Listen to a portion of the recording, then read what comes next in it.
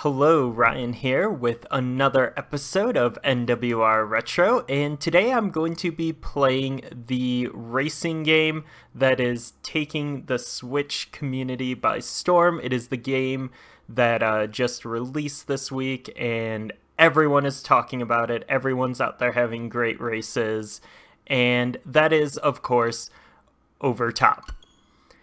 And this game is another in the series of NEOGEO arcade archives, arcade classics, whatever.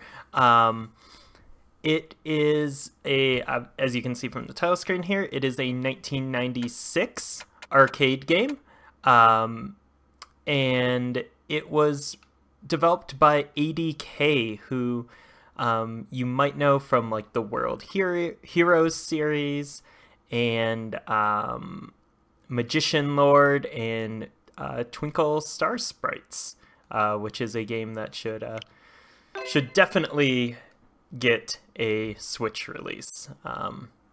But yeah, this is a like top-down isometric 3/4 perspective racer, and it's a little weird. As we'll be able to see just from the beginning here,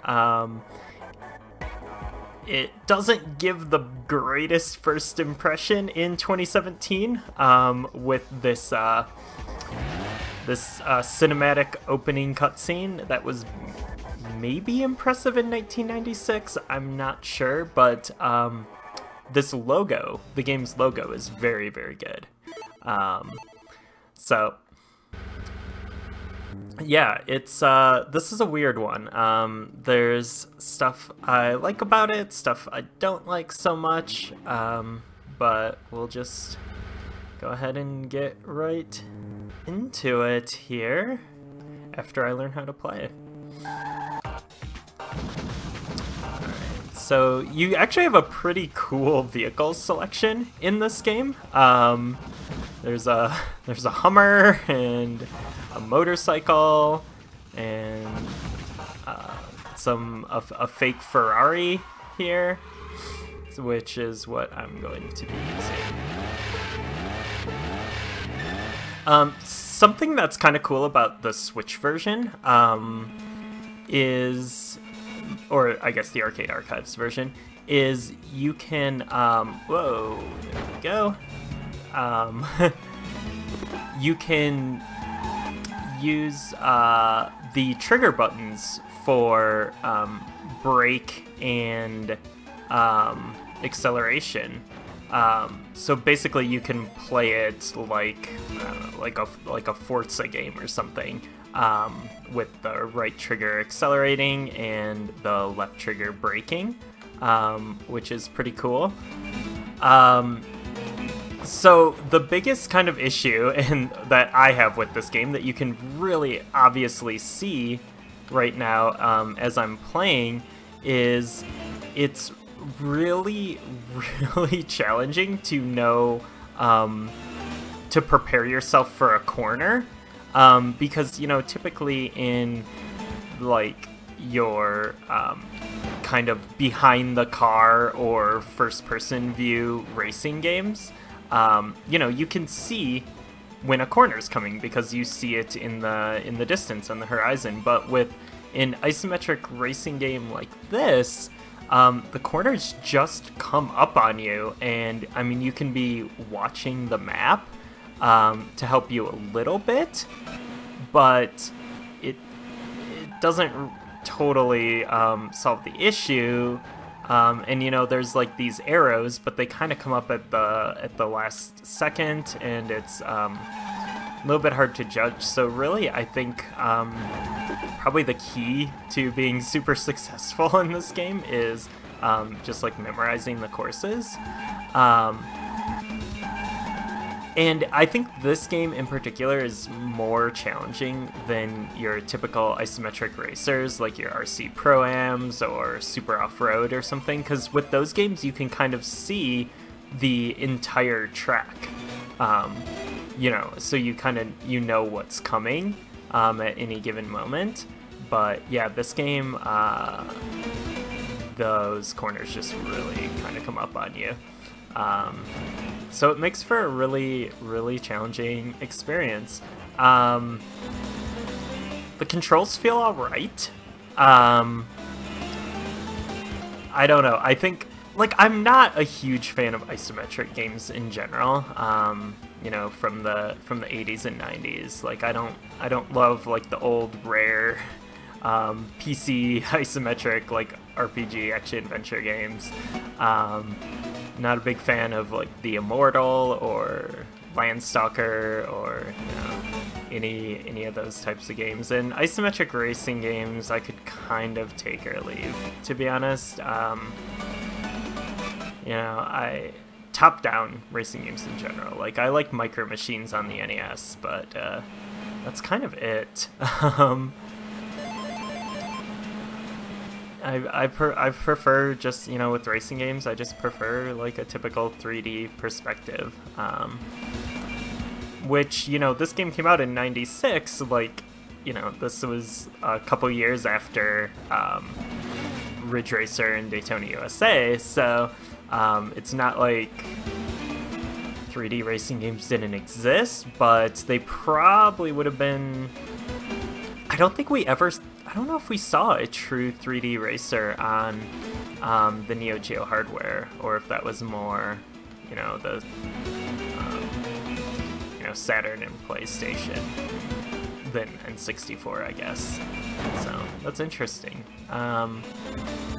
But I mean, you know, also racers are not. There's not a ton of them on NEOGEO hardware in general.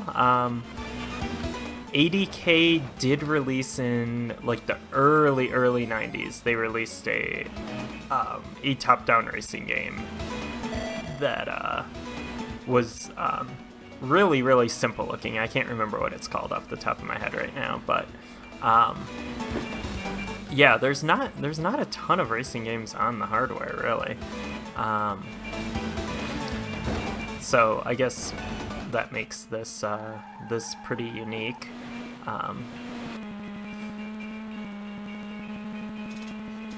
Oof.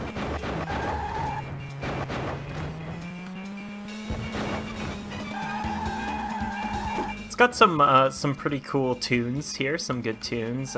Slightly Outrun-ish, but not quite that caliber, of course.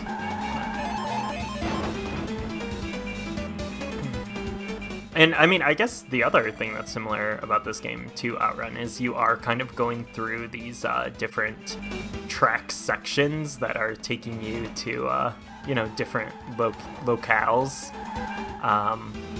which is pretty cool. But I don't think the locations, the areas are quite as memorable. But that's also part of the, you know, I think part of the perspective as well.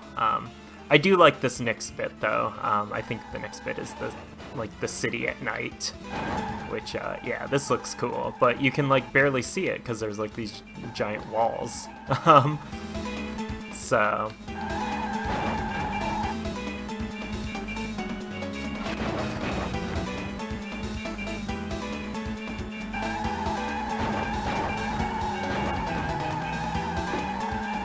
of snow coming down. Like, this is nice. Like, I like this vibe here.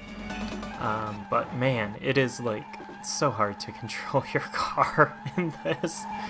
At least for me, I'm not great at this style of game. But second place, congratulations, I did it.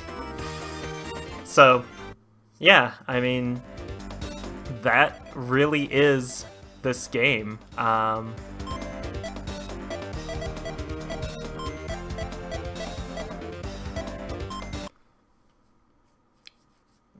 It's kind of it.